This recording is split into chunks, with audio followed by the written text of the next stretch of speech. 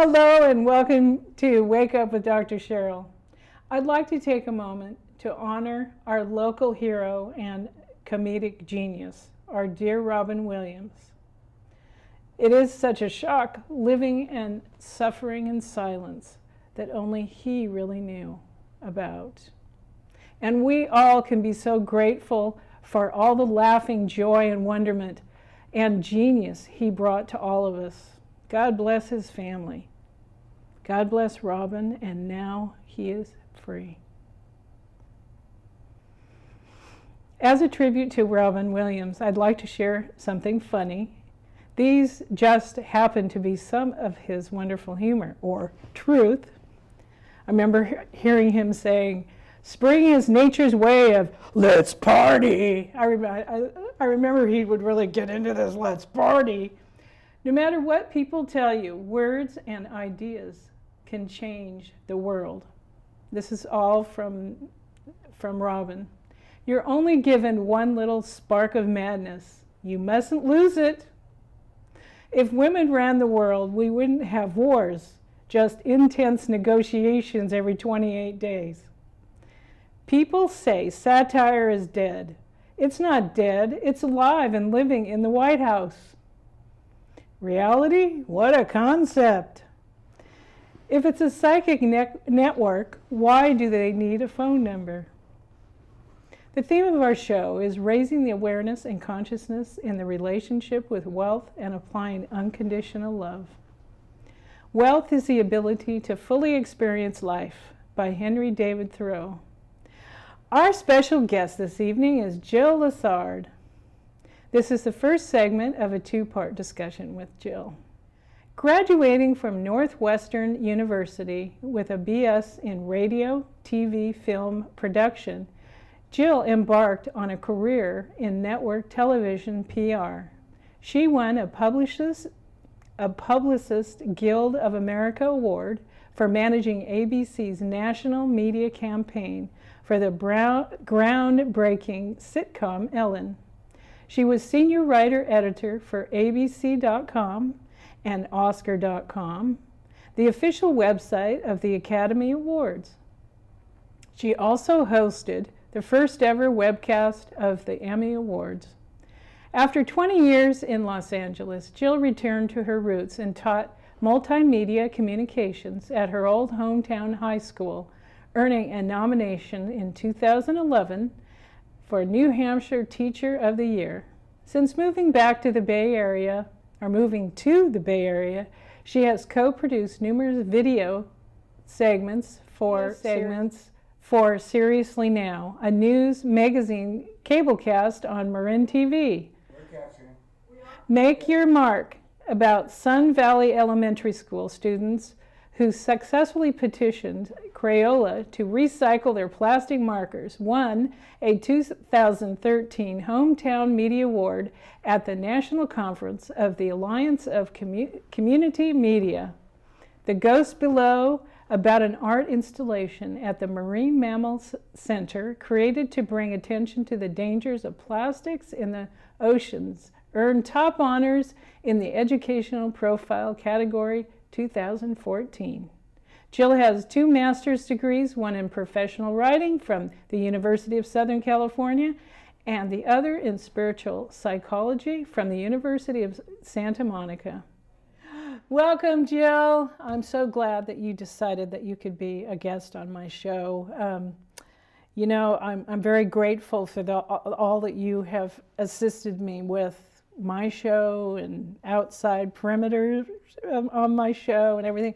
But please tell us who you are and why you decided that you'd be my guest. Well, I must say it's very different for me to be the interviewee because I spent most of my career in your position, interviewing people, which is something that I absolutely love to do.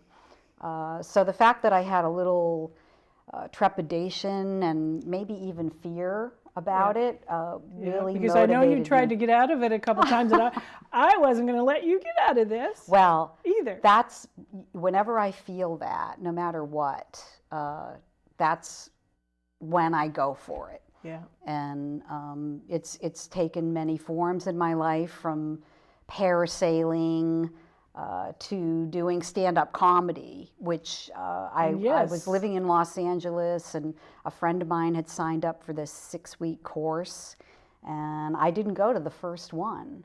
And I had to really ask myself, what is going on here? You know, am I afraid to do this? And I had to admit, yeah, I was. So that was the reason why I decided to go for it. And you know, the very highest fear of humanity is speaking in public speaking. Period. So, you know. I think it was you that just told me that recently, and I really had a hard time believing that. Well, because you've already gone through the fear, but how many people out there really are doing it, you know, without, I'm talking about internationally, you know, there's a lot of people that are scared to death. Well, I know from my own experience, you know, and not just doing things that seem fun, like, you know, parasailing or doing stand-up comedy, but, you know, this is really a lifelong lesson, and I'm still practicing it. You mean getting through the fear? Yeah. Oh, yeah. I mean, if don't you think that's kind of a human condition? Because everybody has fears, and it's just how important it is for you know, specifically to get through it, because you know when you get through it, you know, you can go, you do the next step. Well, you know, for me, I mean, it seems, I think probably to most of us, that it's counterintuitive, you know, the reaction, you know, when you have fears, to back off, flee. But that's the primal fear. Well, I think any kind of fear. I mean, and there's certainly circumstances where that would be absolutely what you would want to do. Right, but if it's fear that isn't necessarily going to threaten your life, it's just something that you've kind of created or manifested or exaggerated in your mind, and then emotion. By all means, I think you really need to look it in the eye, and you need to, you know, for me it was like, oh, here you are again, come on in, have a seat, you know, and almost befriend it. Yeah. So that it's not scary anymore. Right, exactly. And I mean, doing this show, I had to get through a few fears myself. And, you know, it's transformational when you keep allowing the levels of fear to disappear.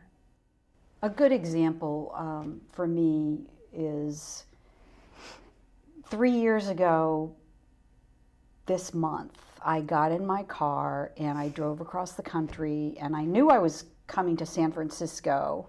I had no idea I would wind up in Marin, and especially here at the Community Media Center of Marin, which I just am like the #1 fan of this place. But I remember going through so many emotions on those 3,000 miles of wow. What have I done? And, you know, and of course then getting here and being a woman of a certain age, and the job market being what it was, and, you know, really experiencing some of the ageism and, oh my God, what have I done? What, you know, and having to confront that fear and get through the fear. And it was a huge life-changing experience for me, and I feel like a big victory too. Well, yeah, and you know, thanks for sharing that, because I think fear is what holds all people back on everything that they do. You know, on some shape or form, there's, you know, it's like a virus, really.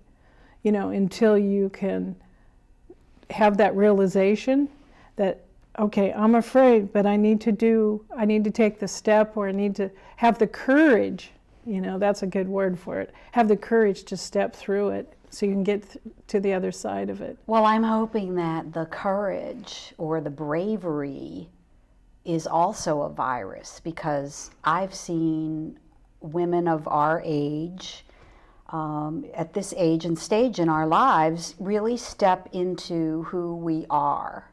I guess, I think it's contagious. I think that the testosterone from women it gets higher. Well, if not now, when? When? Yeah, I know it. You know, it's like, well, I know that for me because I was a single mom and I was a career person, you know, until I had my daughter, and then I switched that and went back into the corporate world. But it's like now it's like living your purpose and your passion. That is the key for everybody, I think, is, you know, and there's going to be people out there that are afraid to do that. You know, that they have to be, pardon the expression, but the sheeple, you know, they're part of the, you know, which not everybody's supposed to be out there fearless. Well, I have to tell you, whether it's a writing workshop that I'll go to, or, you know, anytime I find myself with you know, women of our age, I'm really getting this very powerful, it's an energy that gives me hope. It really does, you know. Well, as the Dalai Lama says, the Western women are going to save our planet in the business world for sure, you know, and I truly believe that in my heart, because what's going on out there just cannot continue. It's like, look what's happening. I mean, all over the world with, you know, in Israel and the Palestinians and, you know, in Iraq and all the things that are going on and all of the weather. I mean, just there was a flood was it Michigan just yesterday? It was like, you know, these things, it's called wake up, because it's being manipulated. I mean, there's so many things that we need to emerge, the positive and the love. Well, as far as the weather is concerned, I think, you know, it's really an outer manifestation of our inner, you know, collective consciousness. Absolutely. The turmoil, the tornadoes, the floods and fire. And I really think that this is, you know, and it's interesting because we tend not to recognize things that are so in front of our face. Oh gosh, I know. But I really do believe. If it were a snake, it would have bit. I mean, you know, we don't, I know, and I catch myself, it's right here. Remember to, you know, I'm constantly reminding myself of that, because, you know, it's like, why do I have to work so hard to get, you know, when it's right here, you know, wake up. That's why I call my show Wake Up. Wake up to, you know, so we can be healthy and whole and happy. Well, and I'm glad that you brought that up as well, because I think, you know, sometimes I wonder whether people really understand the title of your show, because I think when I first heard of it, I was thinking, you know, like, Good Morning America, Well, you know what I mean? Wake up with I've Dr. had Cheryl. more people say that. But I have had so many wake-up calls in my life, and, you know, I think only when you get to a certain place and you've got that distance and that perspective, and now I can look back and I can just tell you exactly what they were and when they happened, and I fell back asleep. And then the next one would be more dramatic, and I'd wake up, and then I would drift back to sleep again. And I mean, really, I think, you know, my 20s and 30s, I was kind of sleepwalking, and I'd get jolted, you know, but I would fall back asleep. Interesting. And then, you know, in my 40s, I had what I consider like the wake-up call, and I am so grateful that I have managed to stay awake. But, you know, I encourage people, you know, when you get one, try to stay awake. Don't wait for life to eventually, you know, whack you over the head with a skillet. You know, in my case, it was cancer. And, yes. you know, I wouldn't, you know, wish that on anybody. You have survived. And how did you survive it? Well, you mentioned earlier, I enrolled at the University of Santa Monica in a spiritual psychology program. And about halfway through the first year of that program, I was diagnosed with anal cancer. I remember standing up and sharing with the group, that I had been diagnosed. And Is it painful? no, I was completely unaware Wow. that, Wow. I mean, but my body seemed to be acting up and acting out. And, Sure. in retrospect, I was very self-effacing about it. Until Farrah Fawcett had the experience many years later, nobody really had heard Even of talked anal about cancer. it. And Yeah. and it had a certain stigma Yeah, about of course, it. And yeah, that's- so I would make, these disparaging jokes. And anyway, I shared with the group at the University of Santa Monica. And during the break, 2 women came up to me, and one had been through breast cancer, and the other had like ovarian cancer. And they said to me, "You've been blessed." And I remember thinking that was kind of odd, and how could they say that? And I was really, sort of taken aback. And looking back, indeed I was, because I It was woke another up, wake up. and it put things in such perspective. Oh my goodness. Yeah, life and death. And I feel like health, love, and money. It's a Spanish toast: salud, dinero, y amor. And I really feel like those are the 3 major issues that we face as human beings. Right. And I feel like they're all interconnected. And I didn't realize really how loved that I am until I had my cancer experience. Wow. Yeah. And thank God that you got it. I mean, it seems strange Not to say. not the cancer, but you got the reason why you got the cancer. Is you got the love that you didn't know, And also, on a deep level. we had talked about this before. That was really the first time in my life that I asked for help.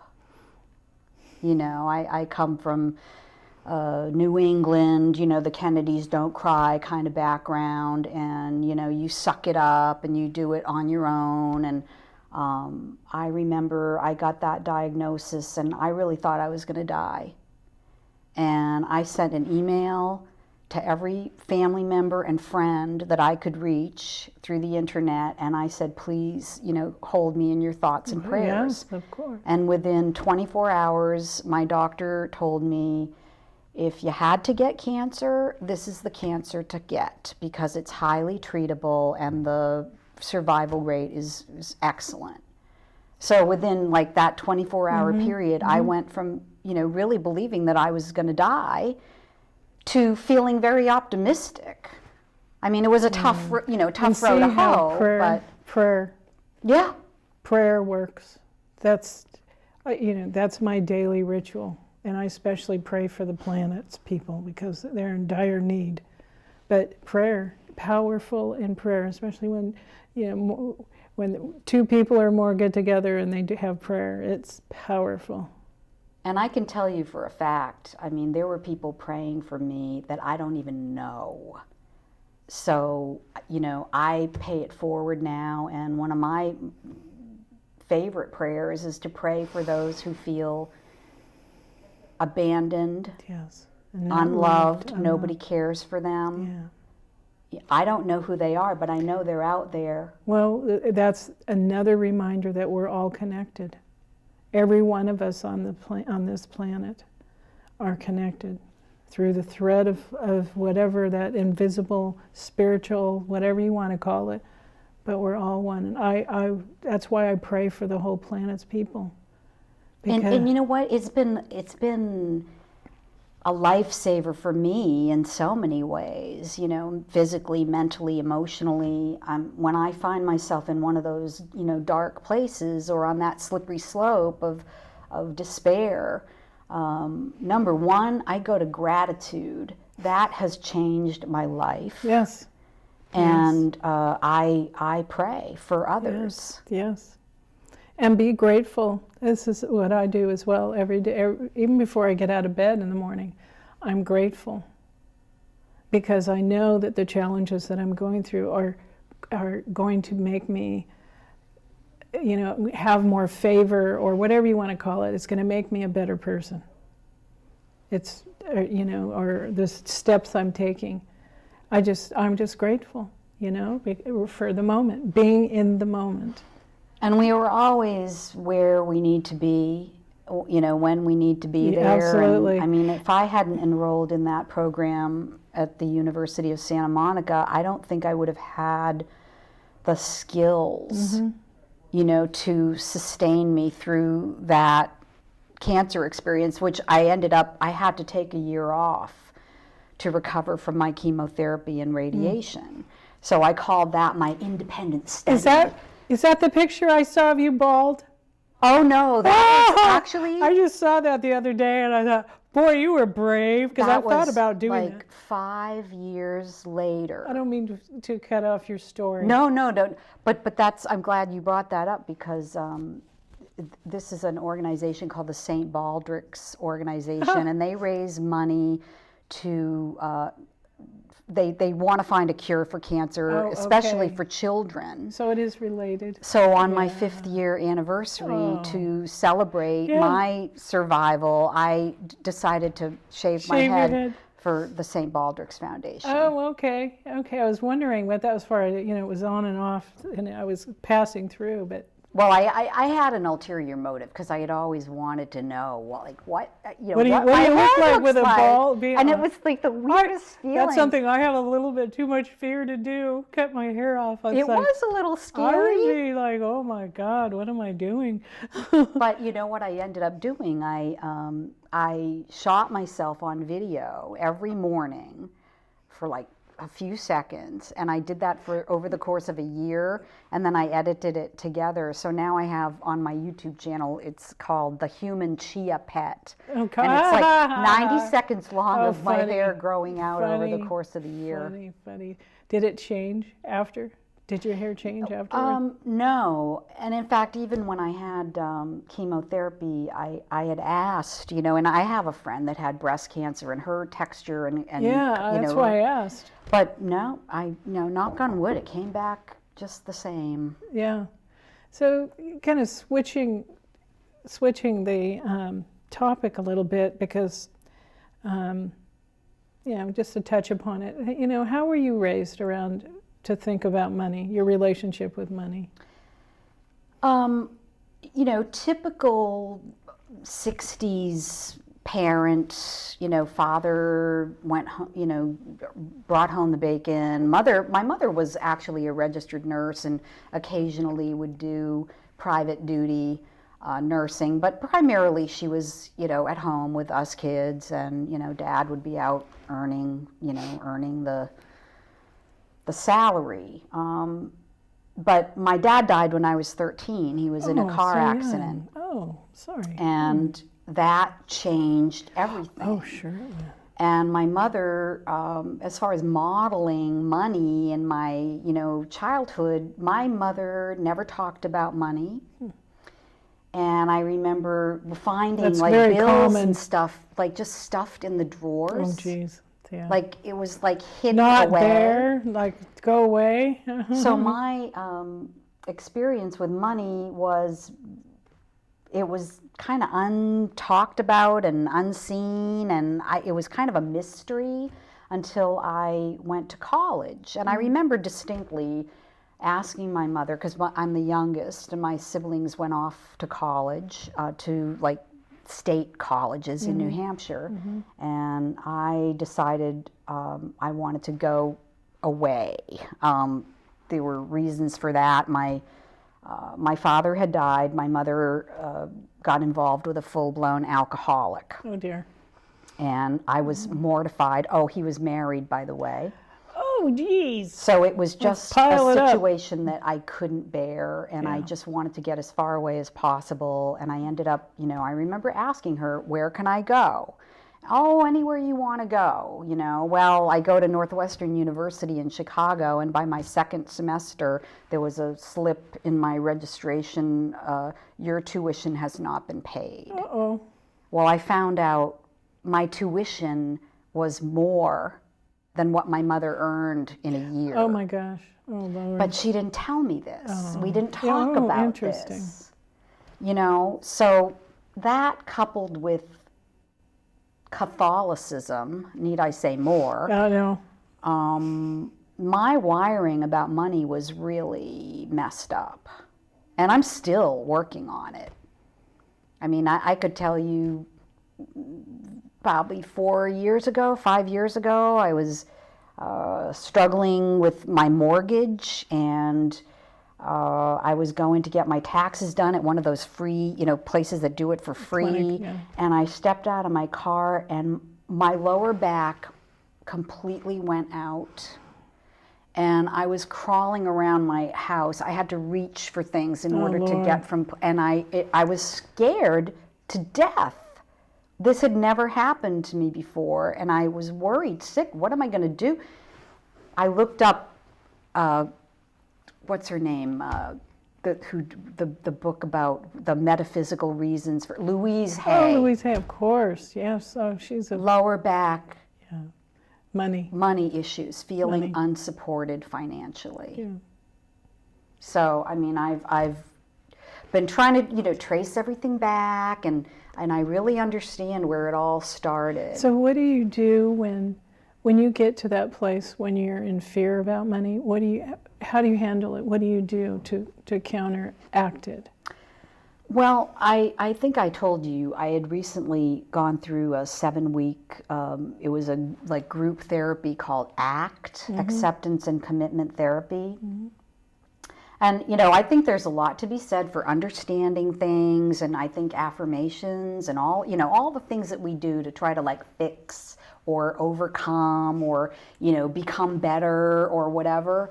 And ACT has been the most effective technique for me, because no matter what comes up, okay, here it comes, and just make space for it and allow it to happen instead of trying to repress or fix or change or deny. It's part of being a soul having a human experience. If Jill, thank you so much. Thank you, Cheryl. For coming on here. We were just... Yay! Yes. I'll leave you with this. The 4 Agreements by Don Miguel Ruiz. Be impeccable with your words. Speak with integrity. Say only what you mean. Avoid using the word to speak against yourself or to gossip about others. Use the power of your word in the direction of truth and love. Don't take anything personally. Nothing others do is because of you. What others say and do is a projection of their own dream or illusion. When you are immune to the opinions and actions of others, you won't be the victim of needless suffering. Don't make assumptions. Find the courage to ask questions and to express what you really want. Communicate with others as clearly as you can to avoid misunderstandings, sadness, and drama. With just this one agreement, you can completely transform your life. Always do your best. Your best is going to change from moment to moment. It will be different when you are healthy as opposed to sick. Under any circumstance, simply do your best and you will avoid self-judgment, self-abuse, and regret.